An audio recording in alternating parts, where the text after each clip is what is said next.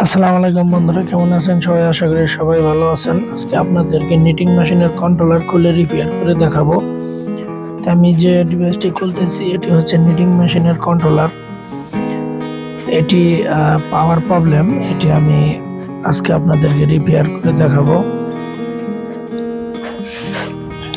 তো প্রথমে আমি প্রথম সার্কিটটি খুলে নিলাম। দেখুন, প্রথম সার্কিটের মধ্যে একটি ট্রান্সফরমার, কয়েকটি রিলে ও কয়েকটি আইসি এবং কিছু ব্যারিস্টার আছে, কিছু ডায়োডও আছে। তো এটা হচ্ছে দ্বিতীয় সার্কিট, যেখানে একটি রেবন কেবল দেখা যাচ্ছে এবং তার পাশে হচ্ছে কিছু আইসি ও অপ্টো কাপলার দেখা যাচ্ছে। তো এগুলো মূলত সমস্যা, এটার হচ্ছে পাওয়ার সমস্যা। এটি আজকে রিপেয়ার করে দেখাবো। তো দেখুন, এখানে আমার হাতে যে জ্যাকটি, এটি হচ্ছে এখানে লাগানো ছিল। তো এই জ্যাকটির এই মাথাটা কিন্তু ভালোই দেখা যাচ্ছে, এটি ভালো আছে। এবং জ্যাকের অপর মাথাটি দেখুন, লক্ষ্য করে এটির প্লাস্টিকগুলো নষ্ট হয়ে গেছে, যে কারণে জ্যাকটা অর্ধেক ভেঙে গেছে।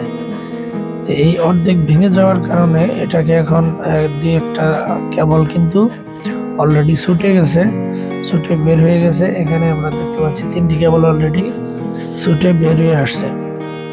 তো এটি আমরা মডিফাই করব, যেহেতু এই জ্যাক পাওয়া যাচ্ছে না, সো এটিকে আমরা মডিফাই করে অন্য জাতের জ্যাক অথবা তার সরাসরি সোল্ডারিং করে নেব।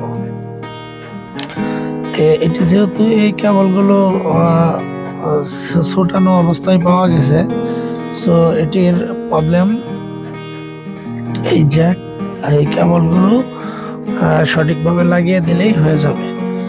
তো এগুলো লাগানোর জন্য অবশ্য নতুন কোনো জ্যাক চেঞ্জও করতে পারবো না, মডিফাইও করতে পারবো না।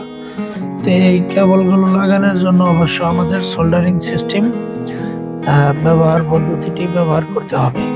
তো এই পদ্ধতি ব্যবহার করতে গেলে দেখা যায় যে সার্কিট থেকে কেবল সোল্ডারিং করে নিয়ে আসতে হয়। সেক্ষেত্রে সার্কিটটা একটু দেখতে খারাপ দেখা যায়, যদিও খারাপ দেখা যায়। সো এটি একটি ইন্ডাস্ট্রিয়াল কন্ট্রোলার, এই কন্ট্রোলারগুলোর অনেক দাম, সেহেতু আমাকে বাধ্য হয়ে সোল্ডারিং করে দিতে হবে। সো আমি তারগুলো সবগুলাই কেটে নিলাম, যেহেতু ওই জ্যাকটার প্লাস্টিকগুলো হার্ড হয়ে যাওয়ার কারণে একটু চাপ দিলেই ভেঙে যাচ্ছে। সো এটি আমি এখন শুধু এখানে জয়েন করে দেব।